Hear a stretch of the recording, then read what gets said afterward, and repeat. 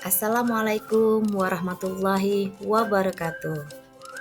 Salam dan bahagia, Ibu dan Bapak guru hebat. Saya Zamila, calon guru penggerak Angkatan 9 dari Kota Singkawang, tahun 2023. Saya bekerja di SDN 53 Singkawang.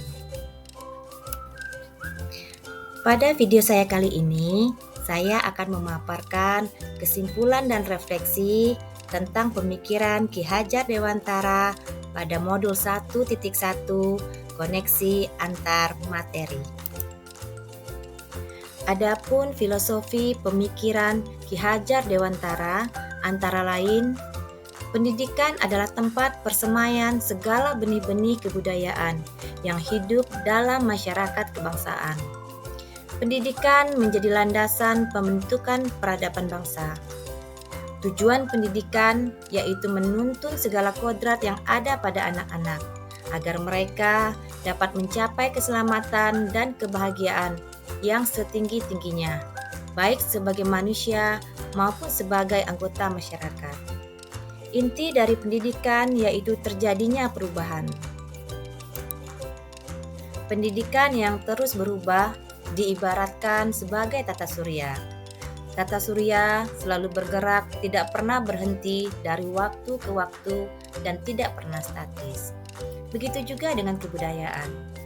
Kebudayaan itu dinamis, tidak boleh statis, harus terus bergerak. Dalam tata surya, jika satu planet berhenti, maka akan terjadi sebuah chaos atau kekacauan. Artinya, perubahan adalah hal yang kekal yang terus terjadi.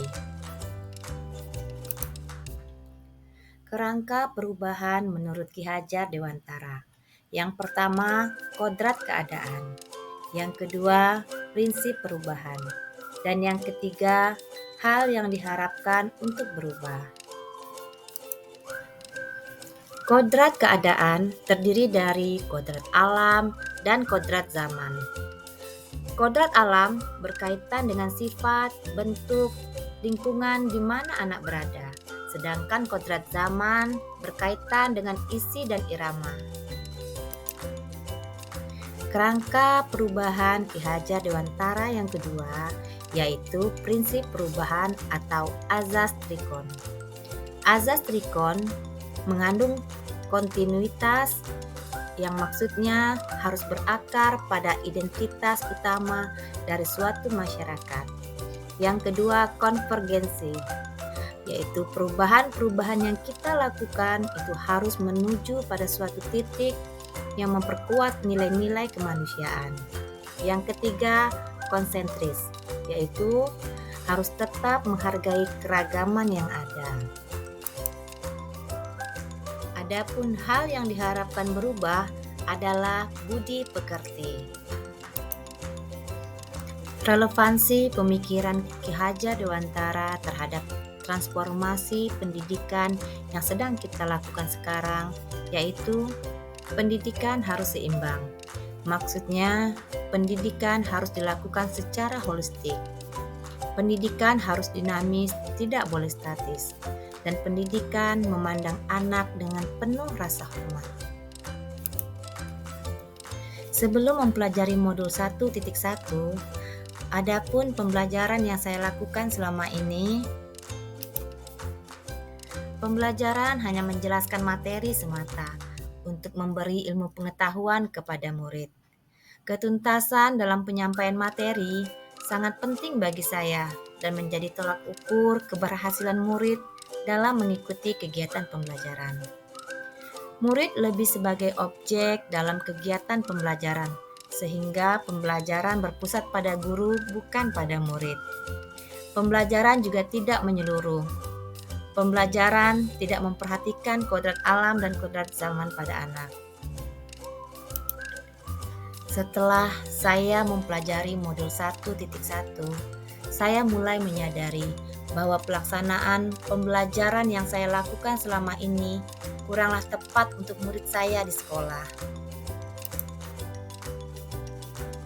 Hal yang berubah dari pemikiran atau perilaku saya setelah mempelajari modul ini antara lain, yang pertama, Seharusnya saya melaksanakan kegiatan pembelajaran secara holistik atau menyeluruh.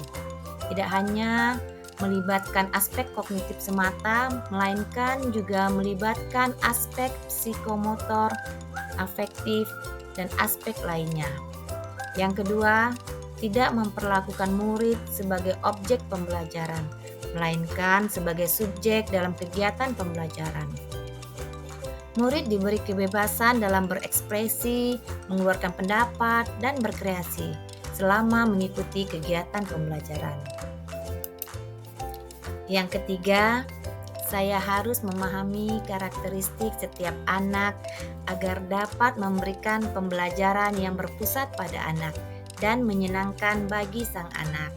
Yang keempat, berusaha memberikan kesempatan agar anak dapat tumbuh sesuai kodratnya. Yang kelima, saya harus memahami peran guru sebagai fasilitator.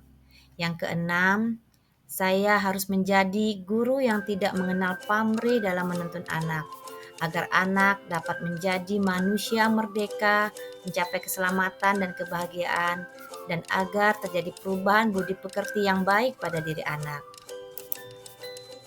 Hal yang dapat segera saya terapkan di kelas saya agar mencerminkan pemikiran Ki Hajar Dewantara antara lain, yang pertama, merancang pembelajaran yang interaktif dan menyenangkan dengan berpusat pada murid. Yang kedua, pembelajaran yang dilakukan tidak lagi menuntut, akan tetapi menjadi menuntun.